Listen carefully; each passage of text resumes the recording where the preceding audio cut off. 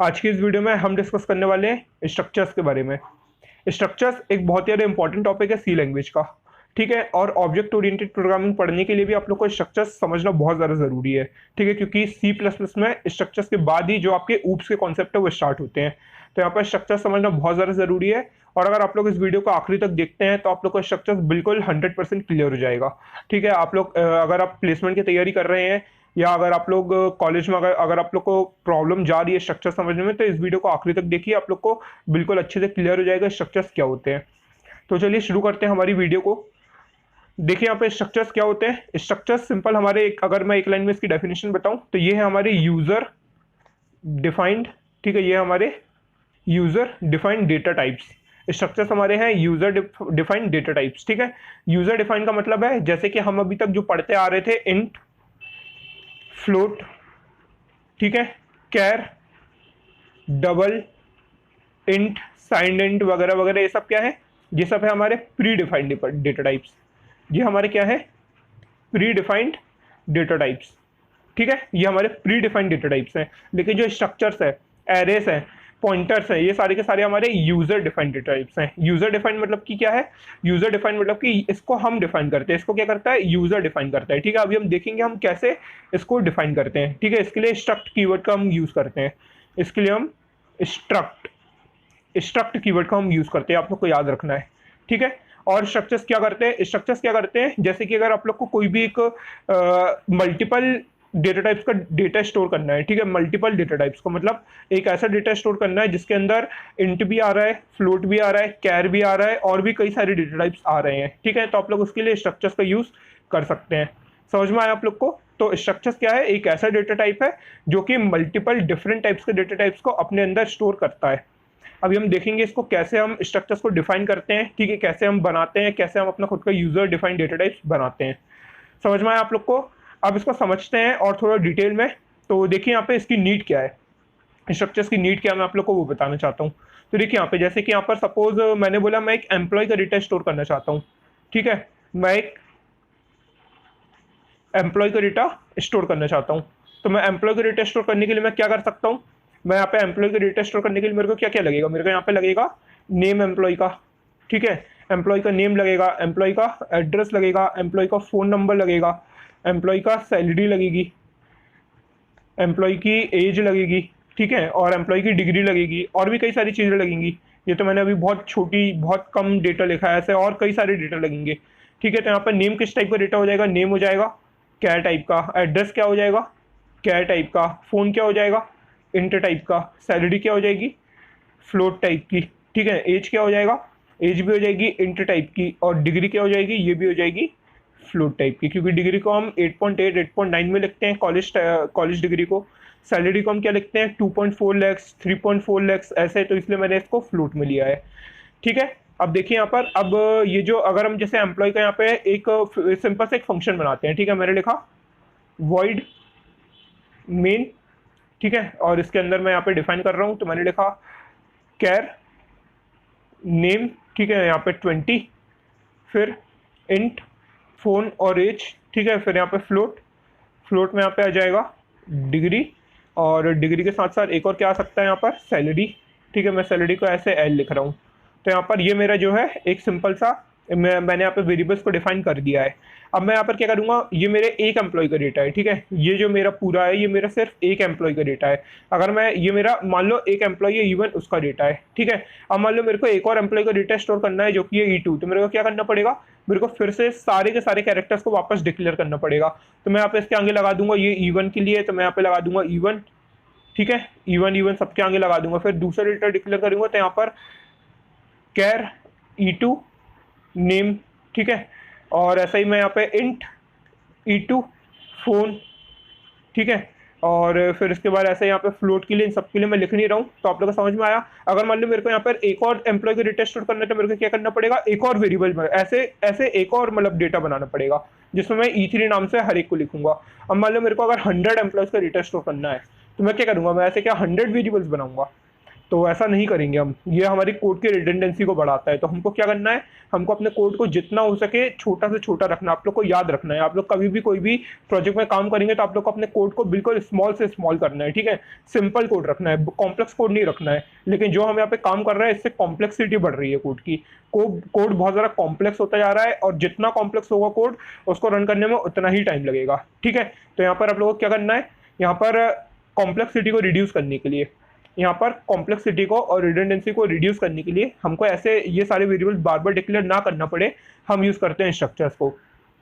Structures क्या करता है, स्ट्रक्चर्स अपने अंदर बहुत सारे सिमिलर टाइप के डेटा टाइप्स को स्टोर कर लेता है, ठीक है। यहाँ पे स्ट्रक्चर्स क्या करता है, स्ट्रक्चर्स अपने अपने अंदर सिमिलर टाइप के बहुत सारे डेटा टाइप्स को स्टोर कर लेता है। तो देखते हैं एक बार स्ट्रक्चर्स का एक छोटा सा एग्जांपल। तो देखिए यहाँ पर स्ट्रक्चर्स को डिफाइन करने के लिए हम यूज करते हैं स्ट्रक्ट कीवर्ड का। तो मैं यहाँ पे लिखूंगा struct स्ट्रक्ट, ठीक है। फिर इसके बाद मैं यहाँ पे लिखूंगा जो मेरे डेटा टाइप का नाम रहेगा। तो यहाँ पे स्ट्रक्ट क्या है, स्ट्रक्ट एक कीवर्ड है, ठीक है। स्ट्रक्ट कोई डेटा टाइप नहीं है, स्ट्रक्ट यहाँ पे कीवर्ड है। अब डेटा टाइप जो है वो मैं यहाँ पे उसका नाम लिखने जा रहा हूँ। तो मैं लिखूंगा EMP, क्योंकि मेरे को एम्प्लॉय नाम का एक डेटा टाइप बनाना है। फिर इसके बाद मैं यहाँ पे लिखूंगा स्ट्रक्ट एम्प्लॉय, ठीक है।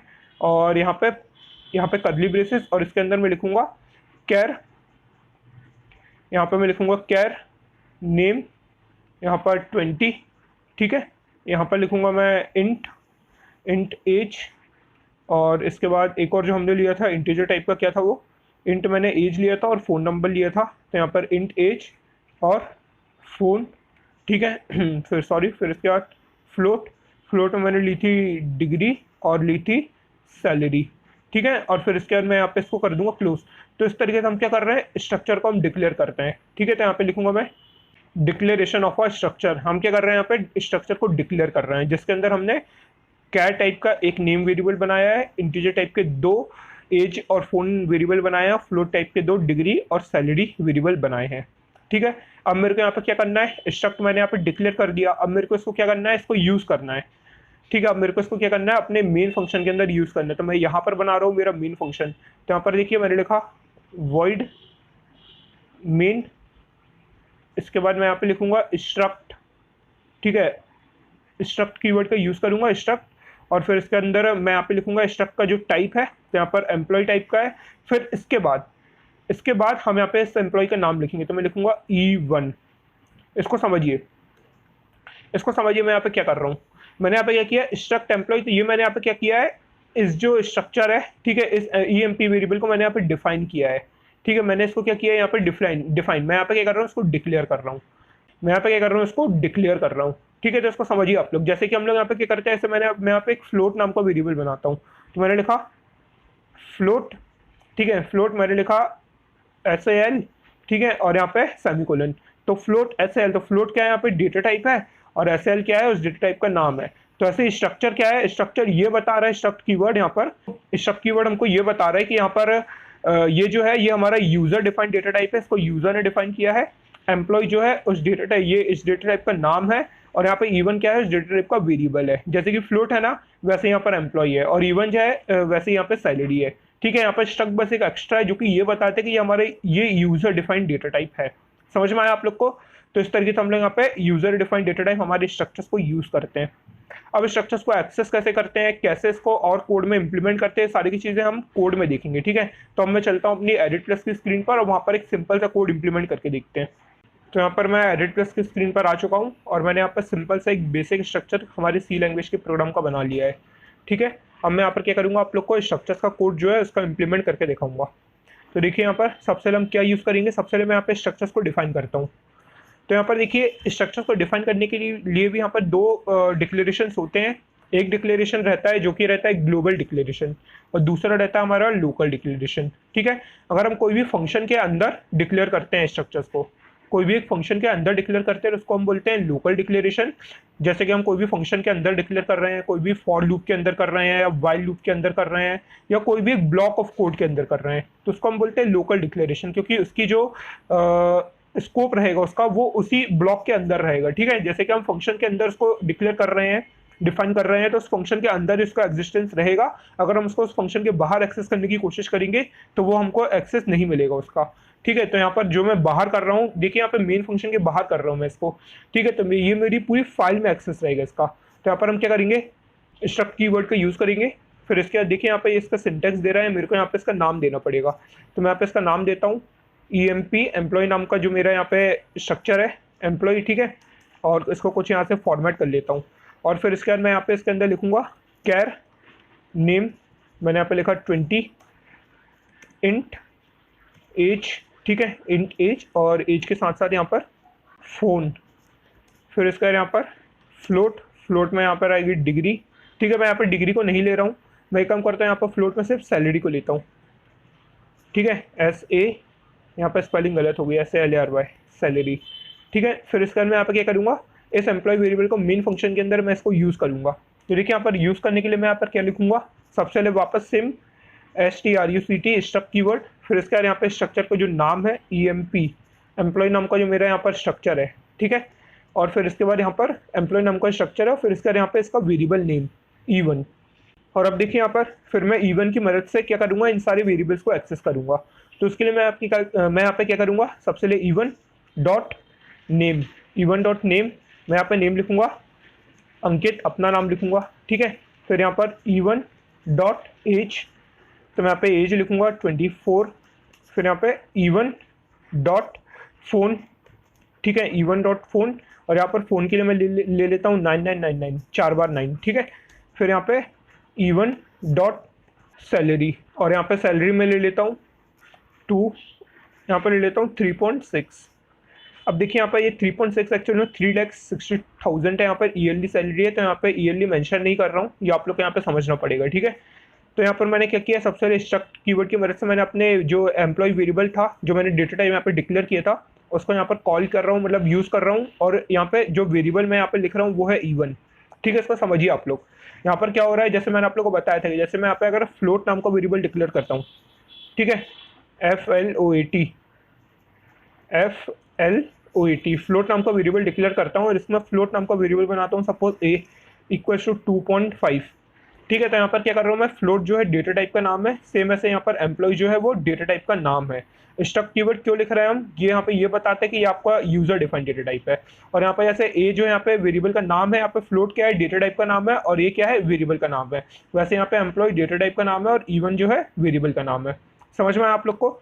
तो इस तरीके से हम यहाँ पे इस स्ट्रक्चर वेरिएबल जो है, हम यहाँ पे स्ट्रक्चर नाम का एक वेरिएबल क्रिएट कर सकते हैं। ऐसे आप चाहे तो मल्टीपल वेरिएबल्स क्रिएट कर सकते हैं, ठीक है। यहाँ पे E1 नाम से मैंने सबसे पहले E1 नेम, फिर यहाँ पे E1 as, E1 dot phone, फिर यहाँ पे E1 डॉट सैलरी। ऐसे अगर आप लोग चाहते हैं कि यहाँ पे एक और दूसरा नाम का वेरिएबल, तो यहाँ पे लिख सकता हूँ E2।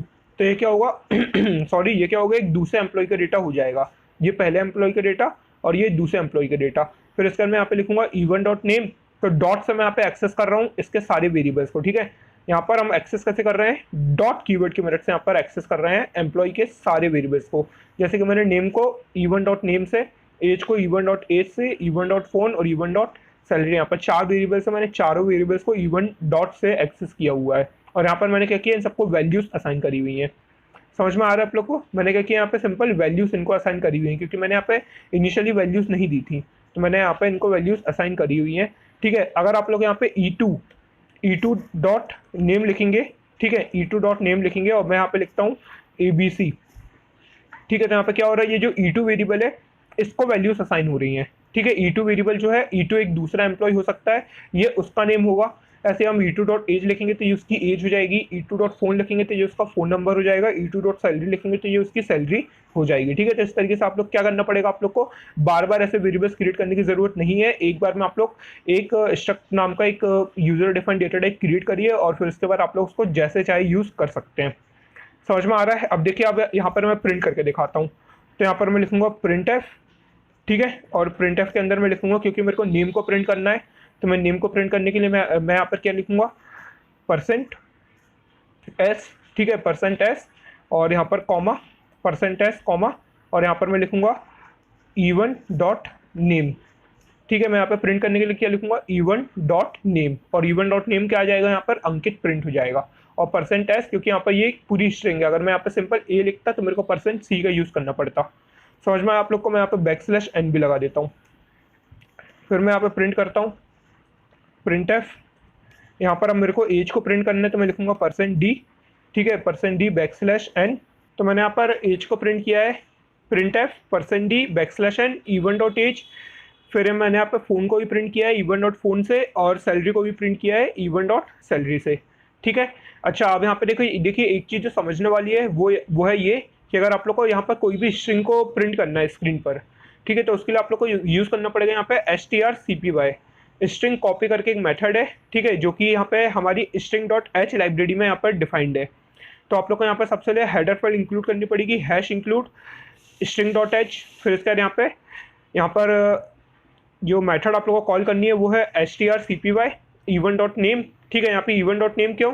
क्योंकि इस वेरिएबल में हम इसको कॉपी करना चाहते हैं, और किसको कॉपी करना चाहते हैं वो यहाँ पे आप लोग को दूसरे पैरेंथेसिस में, मतलब कॉमा के बाद यहाँ पर जो आप लोग देंगे वो चीज़ जाकर के इस even डॉट नेम में कॉपी हो जाएगी, ठीक है। मैंने यहाँ पर अंकित लिखा है तो ये जाकर के even डॉट नेम में यहाँ पर कॉपी हो जाएगा। और अगर आप लोग ऐसा लिखते हैं even dot name equals to Ankit, तो ये समझ नहीं पाएगा कि ये है क्या, क्योंकि स्ट्रिंग जब हम पढ़ेंगे तो हम देखेंगे वहाँ पर कि हम लोग यहाँ पे स्ट्रिंग को एक अलग तरीके से सी लैंग्वेज में यूज़ करते हैं। तो मैं यहाँ पे एक काम करता हूँ, इसको जो even dot name equals to Ankit नाम की जो ये वाली लाइन है इसको हटा देता हूँ यहाँ से।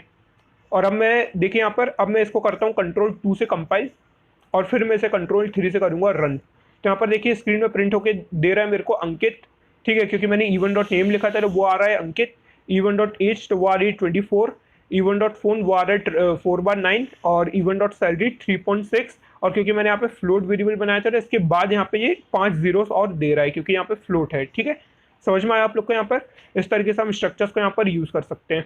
अब हम यहाँ पे इन सारी वैल्यूज़ को जो हमने यहाँ पर स्क्रीन में प्रिंट कराई थी, जो नेम था मेरा, एज था, फ़ोन नंबर था और सैलरी, ये सारी की सारी अब हम एक काम करते हैं, यूज़र से इनपुट लेते हैं और यूज़र से इनपुट लेकर के हम स्क्रीन में प्रिंट कराते हैं। अभी हम तो यहाँ पे बाय डिफॉल्ट यहाँ पे वैल्यूज़ दे रहे थे, अब हम इसको यूज़र से इनपुट कराएंगे। तो मैं यहाँ पे इन सबको कमेंट कर देता हूँ और मैं यहाँ पे लिखता हूँ printf एंटर नेम। फिर इसके बाद मैं यहाँ पे स्कैनर फंक्शन का यूज़ करूँगा इन वैल्यूज़ को स्कैन कराने के लिए। तो मैं यहाँ पे लिखूँगा %s, क्योंकि मेरी जो यहाँ पे स्ट्रिंग को मैं यहाँ पे इनपुट ले रहा हूँ। फिर मैं यहाँ पे लिखूँगा एड्रेस ऑफ, ठीक है, एड्रेस ऑफ यहाँ पे मेरा नाम क्या है, वेरिएबल का नेम है, तो मैं यहाँ पे लिखूँगा नेम। लेकिन यहाँ पे हम सिंपल नेम नहीं लिखेंगे, नेम के आगे लिखेंगे even dot name. even dot name क्यों? क्योंकि यहाँ पे हम even नाम से, even के अंदर जो नेम वेरिएबल है हम उसको एक्सेस करना चाहते हैं। तो देखिए इसको समझिए, यहाँ पर ये जो नेम वेरिएबल है इसकी कोई एग्जिस्टेंस नहीं है। अगर मैं यहाँ पे एम्प्लॉय नाम का जो यहाँ पे स्ट्रक्चर है, अगर मैं इसको यहाँ पे कॉल नहीं करता हूँ प्रोग्राम के अंदर, इसको यूज़ नहीं करता हूँ, तो यहाँ पे नेम नाम के जो वेरिएबल है, एज नाम का जो वेरिएबल है, फ़ोन है और सैलरी है, इन चारों वेरिएबल्स की कोई एग्जिस्टेंस नहीं है बिना एम्प्लॉय के।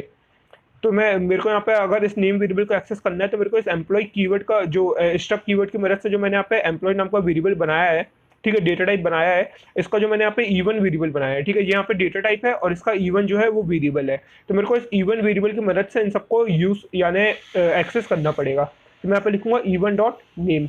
फिर इसके बाद एक और प्रिंट स्टेटमेंट printf, यहाँ पर मैं लिखूँगा एंटर एज। फिर scanf की मदद से मैं यहाँ पे लिखूँगा %d, क्योंकि मेरे पे एज जो है वो इंटीजर वेरिएबल है। फिर यहाँ पे एड्रेस ऑफ एज, ठीक है, लेकिन एज के पहले भी even डॉट एज। फिर इसके बाद मैं यहाँ पे तीसरा प्रिंट स्टेटमेंट लिखूँगा। यहाँ पर जो मेरे चारों वेरिएबल्स थे, नेम, एज, फ़ोन नंबर और सैलरी, इन सबको मैंने यूज़र से इनपुट लिया हुआ है, ठीक है, इस तरीके से। और फिर इसके बाद मैं यहाँ पे लास्ट में इनको प्रिंट करा रहा हूँ। तो printf even dot name, printf even dot age, printf even dot phone और printf even डॉट सैलरी। तो यहाँ पे सिंपल मैं क्या कर रहा हूँ, पहले जो मैंने यहाँ पर इन सारी वेरिएबल्स को मैंने बाय डिफ़ॉल्ट यहाँ पर पहले से ही डिक्लेयर किया हुआ था, ठीक है, यहाँ पर मैं यूज़र से इनपुट ले रहा हूँ, बस चेंज यही है, ठीक है, बाकी और कुछ चेंज नहीं है, सिर्फ मैं यहाँ पे यूज़र से इनपुट ले रहा हूँ, ठीक है। समझ में आया आप लोग को यहाँ पर? तो यहाँ पर अब मैं इसे करूँगा Ctrl+2 से कंपाइल, तो कोई एरर नहीं है। फिर Ctrl+3 से रन। तो ये पूछ रहा है मेरे को एंटर नेम, तो मैं यहाँ पे एंटर नेम लिखता हूँ BENGENGINER, Being Engineer. Enter age, तो हमारी चैनल की जो एज है अभी करेंटली 1 ईयर है, तो मैं यहाँ पे लिखूँगा 1। एंटर फ़ोन नंबर, तो हमारा जो फ़ोन नंबर है 9898989898, तो काफ़ी अच्छा फ़ोन नंबर है हमारा। और फिर एंटर सैलरी, तो मैं यहाँ पे लिखूँगा, अभी तो हमारी वैसे तो कोई सैलरी नहीं है पर मैं अपनी कुछ सैलरी दे देता हूँ 5.6, ठीक है। और फिर मैं ऐसे करूँगा एंटर। तो देखिए यहाँ पर सबसे पहले नाम प्रिंट होकर के आ रहा है बीइंग इंजीनियर। फिर यहाँ पे जो एज थी मेरी 1, फिर यहाँ पे जो फ़ोन नंबर था तो यहाँ पर फ़ोन नंबर ये मेरे को यहाँ पर चेंज इसलिए दे रहा है क्योंकि ये बहुत बड़ा है और इंटीजर वैल्यू इतनी बड़ी वैल्यू को स्टोर नहीं कर सकती, और मेरे को यहाँ पर साइंड का यूज़ करना पड़ेगा। और यहाँ पे लास्ट में जो मेरी सैलरी थी, ठीक है, मैं एक काम करता हूँ, आप लोग को इसको छोटी वैल्यू के लिए इनपुट करके दिखाता हूँ। तो मैं यहाँ पे लिखूंगा नेम, अपना नाम लिखता हूँ अंकित, मेरी एज है 24, और फ़ोन नंबर मैं 8888 लेता हूँ, और सैलरी जो है मेरी वो है 3.5। तो देखिए यहाँ पर अब ये मेरे को बिल्कुल सिंपल 8888 प्रिंट करके दे रहा है, क्योंकि 4/8 जो है ये मेरी एक छोटी वैल्यू है, तो इंटीजर इसको स्टोर कर सकता है, और बाकी सारी वैल्यूज़ मेरे को यहाँ पे प्रिंट होकर के मिल रही हैं। तो समझ में आया आप लोग को, यहाँ पर इस तरीके से हम स्ट्रक्चर्स कीवर्ड का यूज़ कर सकते हैं यूज़र डिफाइंड डेटा टाइप्स को बनाने के लिए। ठीक है, यहाँ पर आप लोग एक सिंपल सा लाइब्रेरी मैनेजमेंट का प्रोग्राम बना सकते हैं, या कोई भी स्कूल मैनेजमेंट का प्रोग्राम बना सकते हैं, जहाँ पे आप लोग इनपुट ले सकते हैं बहुत सारी वैल्यूज़, जैसे कि स्कूल लाइब्रेरी मैनेजमेंट के लिए बुक का नाम, बुक की आईडी, और इसके बाद ऑथर क्या है, ऑथर कौन है बुक का, ऐसी बहुत सारी डिटेल्स ले सकते हैं और उसे स्टोर कर सकते हैं, और जब भी यूज़र चाहे तो उन सारी बुक्स में से किसी भी बुक को चेक कर सकता है। तो यहाँ पर आप लोग ट्राई करिए इस प्रोग्राम को बनाने का, ठीक है, ईजी प्रोग्राम है, आप लोग को बिल्कुल बन जाएगा। तो ठीक है, आप लोग को समझ में आया यहाँ पर स्ट्रक्चर्स क्या होते हैं।